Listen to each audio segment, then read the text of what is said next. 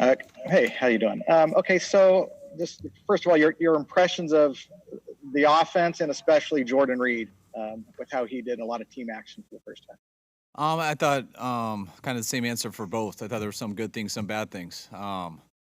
We did as many reps as we've done today, so it was good to get a lot of it on film, and it was good to get Jordan out there more than he has been out there. I thought it was probably his most reps, at least back-to-back reps, and that he made some good plays, some of the obvious ones you guys saw, and missed a couple also. Kyle, what did you see from the first team offense and how things functioned with Jimmy under center? I thought there were some good things, some bad things. There were 6 different situations we went through. It seemed like the first drive seemed the most fluid. We went down the easiest, I thought. And then all the other drives, there's a little bit more inconsistency. But like everyone, we're watching a bunch of different things out there, trying to do a bunch of defensive and offensive situations, a bunch of special team situations mixed in. I'm excited to see the tape. In terms of the atmosphere, we could pretty much hear everything that was being said on the sideline. That might be the atmosphere for week one. Is that a concern that the other team, the other coaching staff might be able to hear what you're telling your players? No, not too much of a concern. I mean, it's far away. I mean, probably more concerned about saying something, the wrong type of word, and it being on TV more than the coaches hearing us on the other side. But I mean, it's awkward to play football in a silent place. I mean, we don't even do that at practice. We have music playing at practice, people going. So to go in there, it was, I wanted to use the noise, but we don't know exactly the rules on that yet. So I didn't want to experiment with that till we know. So we experimented with a silent practice, and that might be how the games are. So we got that experience down, and it is what it is. I don't think there's a big advantage or disadvantage to it. Everyone's in the same boat with that. It's just guys getting used to it. Since even small in high school, when you don't have many people in the stands, there's still noise. So we'll see how that goes. Kyle, you seemed a little frustrated with the offense at certain times. Was there anything specific, or was it just like the energy or just the focus? What was? No, you guys probably just able to see me better, I guess. There's really never a practice I'm not frustrated out there. It's probably the same way I look in games most of the time too. The way I focus is kind of get irritated at everything, but I'm mad when every play doesn't work, and then when you're also counting on the defense to do the same thing too, and the special teams, it usually doesn't put me in that great of a situation. I'm upset one way or the other at everything. So I think guys get used to that out there. I think people used to take it a little more like, what's wrong with coach? But I think now they kind of know how I am. So I want to look into it too much. But there was some good and some bad, and it's probably as good as I can ask for. Hey, Kyle, I know George left practice the other day because of hamstring tightness.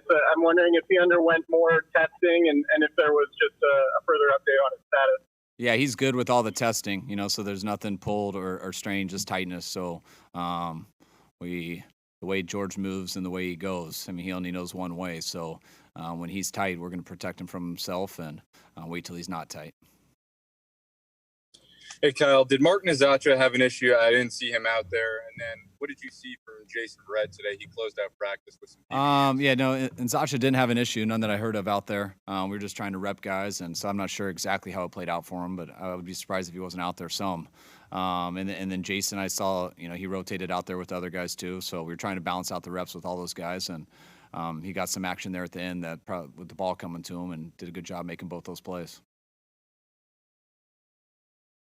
Cal, I know you obviously feel very good about your starters on the defensive line. What's your timetable? I know you'd said in the past that you expected Ronald Blair to be out there week one, or at least hopeful that he would be. Is he getting close to practice? And then today, two of the guys that really stood out, it appeared, were Kerry Hyder and Solomon Thomas. How do you feel about just that whole unit, especially the guys that can come in when those starters need a breather? I feel good about that unit. I mean, we got some depth at it, and we got some, starters are very good, just like you guys saw last year, and we got some depth after that. Love Ronald Blair. Expect to have him back definitely this year. That hasn't changed. I'm hoping for week one. We'll probably get some more clarity in that probably over next week, because we want to make sure to give him a practice before he would come out there. But we're getting close to being able to make a decision on that. But yeah, the whole group's done well. The people you mentioned have been good throughout camp, not just today. It gives Ronnie, allows us to be somewhat patient with him until he's fully healed, though. It looked like Fred Warner got a light practice. Are you wanting to see how younger guys do with the radio receiver? Was that what was behind Fred's day today? Yeah, both. I mean, Fred's as consistent of a player as we've had. He only goes one speed. And so, I mean, similar to Kittle, he didn't have the tightness that Kittle had, but we're trying to protect Fred from himself. We think Fred's ready to play. We still want to keep him going and keep him ready to play. So, I mean, we're not putting him on ice till week 1. But I think it helped other guys get more reps today than what it helped Fred being out there. It looked like Solomon Thomas had at least 1 or 2 would-be sacks. Are you noticing a difference in him and just how free he's able to play, given that there's a focus on playing him inside instead of moving him around? Yeah, definitely. I mean, Solly is he got more reps inside last year. He's getting all reps inside this year, except when we have emergencies and you just got to fill in to help guys get through practice. And he had a heck of an offseason, putting on some weight, put on some real good weight, and it showed in the run and pass game throughout this whole camp. So what people have been saying about him is true, and I'm real happy for him because he's earning it and deserves it. Kyle, one of the things that Trent Williams said coming back is that it wasn't about knocking the rust off, but it was more about just kind of getting his nerves under control. What have you seen from him in the last couple of practices? It seems like he's doing just fine. Yeah, definitely. I think Trent's good to go. Anybody who misses a year of football, there are a lot of nerves that go with it. We dealt with that with Trent for a while. Getting back into it, I would think he's past it now. It definitely looks like it. Same thing with Jordan Reed. Stuff we went through with Jimmy last year, missing a year of football, and they come back. There's lots of stuff on their mind and everything, and you got to just go through the stuff. You think your body feels right, but you aren't truly not thinking about it till you can go through all these situations physically. And I think Trent's there. It definitely looks like it with my own eyes, and hopefully he is. Hey, Kyle, with Jermichael Hasty, a running back like that, I mean, he's kind of almost bound to look pretty impressive sometimes in these practices. But obviously you can't see how he breaks tackles or anything. Is that maybe just a player like that? Is he hard to evaluate just because there's no preseason games? Yeah, I think that's one of the hardest things. Backs you don't really know until you see them getting tackled. You can make guys miss and stuff and make it an arm tackle, but you don't really know if you broke that tackle until those guys are allowed to tackle you down. So that's something we got to think about and evaluate and weigh against everything else in the decisions we make. But that's been one of the harder adjustments this year of not having preseason games. And that's why I entertained the idea of tackling before camp started, but kind of adjusted that plan just watching our guys deal with the injuries so far. Hi, Kyle. How is Josh Hokett doing, just absorbing the sheer amount of information that a rookie fullback has coming his way? He's done a good job. I mean, it's, when you come in, we put a lot on the fullback and we move him around and do a bunch of stuff. And usually we have 2 of them in camp to get us through camp. And, with Juice pulling his hamstring a couple days ago or last week, it's put a lot more pressure on him. And he's got to hang and he's got to last out there. And he's been able to do it. So, we've been impressed with his toughness and just his perseverance that it's tough to do it's tough to do 21 personnel when you only have one fullback, and when he's doing it over and over again. And it's been cool for him not to pull out and be able to, even when he's exhausted, to keep going and allowing us to get those reps for the rest of the team. Al, you'd mentioned about bringing in some of the veteran wide receivers, that this year you have that option to place 6 veteran guys on the practice squad. Jonathan Cyprian the other day said that that's something that he would not be interested in doing. At what point do you have a conversation with those guys, and does that kind of impact the decisions that will be made when it comes time for the 53-man, is to figure out who's willing to do it and who's not willing to do it? Yeah, I think, as soon as we knew that would be the case for sure, I'd talk to him about it right away. But everything's so up in the air with the injuries and stuff and who's going to be available for week 1. So you really don't get a clear idea about that until a couple days before the 53, which I believe is next week, this day.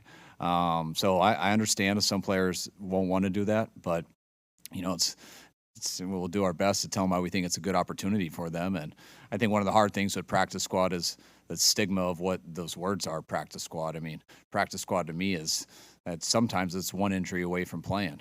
I mean, you have some guys on our team that don't really have a backup at their position, or it might seem like you have a group of 5 people, but your guy in practice squad, there might be one of your 5 guys, whether it's a DB, whether it's a corner, whether it's a tight end, whether it's a lineman, whoever it is, that one of those guys gets hurt and your guy at practice squad does exactly what they do. So it's not like they're your 6th option, they're your 2nd option, depending on if this one guy gets hurt. So that's just one of the hard things with the NFL, that people look at practice squad as just a developmental thing where you're just putting on scout team jerseys, and it's like, I guess, walk-ons in college, but it couldn't be any farther from the truth. Sometimes you do have guys that are a project and they aren't ready to play, and you need to develop them and give them a redshirt year.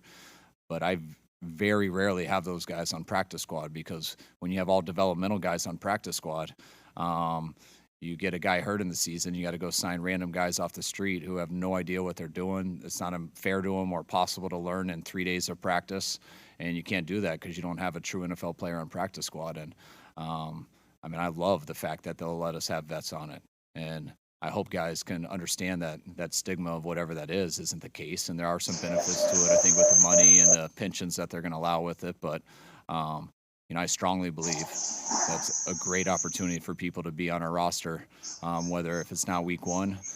If you're a vet on it, it's only a matter of time before you're going to be starting and playing for our team. Last one for Cam. Yeah, well, I got kind of 2 here. Kyle, can you just rate how your backup quarterbacks have looked? And then the other thing is just about knee braces, where none of those guys on the offense seem to be wearing, like McKinnon, Garoppolo, plus the linemen. Is that something that might change once you guys are obviously in live bullets in week 1? First answer, my rankings of our quarterbacks for you they're both tied at 2. And what was that? Braces? What'd you ask? Well, first of all, not necessarily rankings. How have they performed all camp? Okay, all right. And you then, made it easy and for then me. and then the other thing was about the knee braces, whether that's something that they're just waiting to put on for week 1 when there's live bullets rather than right now. Okay, yeah, no, both of those guys have done good. We feel very fortunate with both of our quarterbacks behind Jimmy, Nick, and CJ. Just the amount of the live bullets that they've been under, they've been thrown in as 2 of tough situations I've really had for any quarterback that I've ever coached. Some of the situations we put them in our first 2 years, and they went in there and they did some good things and did some bad things, and that's so valuable for quarterbacks to get that, and for some of the stuff they went through, for them not to fold and for still to come back, and they get better each day. Training camps where they get the most reps. So I've been very impressed with them, both of them, in these practices, and I think both of them are further along than they were last year. And anytime it comes to knee braces, I don't even notice that stuff, because that's something. I mean, if they should have it on, a doctor's going to make them put it on. I mean, we're not going to we're going to tell them that they can't go out there. And if they need a knee brace to actually go out there, we're probably not going to allow them to go out there. So once you get to that point, that's up to a player's preference. If a guy's not going to wear it all in practice and wear it on Sunday in the game, then I would have a problem with that. That doesn't make much sense to me. So usually they practice the way they play, and those guys get comfortable with it because of the time they put in rehab and the years of doing it, to where when they come back, they feel good. And some guys, they come back and they want that support. And to me, it's all about the individual.